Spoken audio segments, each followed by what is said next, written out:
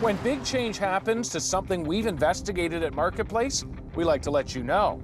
This is an update to our story on trucking safety.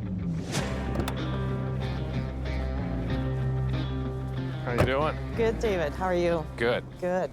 That change you were fighting for, mandatory truck driver training across the country, Yes, it's happening. it is.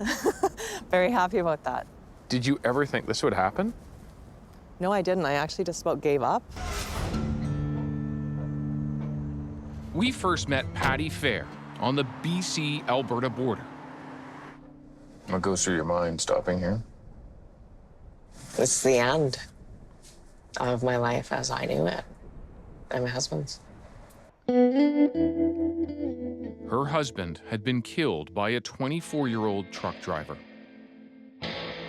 Why does a hairstylist require more training than a professional driver pulling, just under 40,000 kgs? Patty began pushing for mandatory training for all new truck drivers in every province across the country. Then, another tragedy. Breaking news out of Saskatchewan. There has been a deadly collision involving a semi-truck and a bus. RCMP announced 29 criminal charges against the driver, Jaskarat Singh Sidhu of Calgary. Humboldt put training in the spotlight, with the truck driver in court later tearfully acknowledging his lack of experience. Camera shirt on? And it was that crash that prompted us to hire this Saskatchewan man to see how easily he could get his license. Hi. How are you doing? Good. After just 16 hours of optional training, Heath Mugley got his license. I am a professional driver. Then we retested him in Ontario. Let's get in. New truckers here need more than 100 hours of training. Hold on. That car's coming. Whoa! That's not good. Thank you. Hey, you have a break. I do so. The Ontario inspector says Heath should have failed. It blows my mind. It's just plainly not safe to be on the road to do something like that. After all that, the federal transport minister promised change. I do support minimum entry-level standards for training.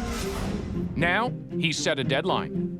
We agreed to develop a training standard for new truck drivers by January 2020. What went through your mind? It was amazing. Yeah, I felt supported.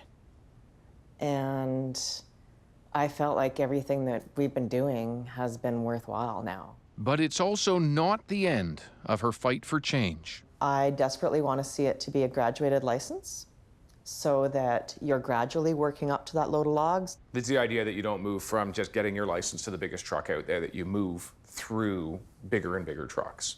Absolutely. We need to support one another, the government, the industry, the public. We all need to pull together on this. I don't want to see anybody get killed on the highways anymore the way it is right now. It's not acceptable. Patty plans to stay on the case, pushing for change. We'll be watching too.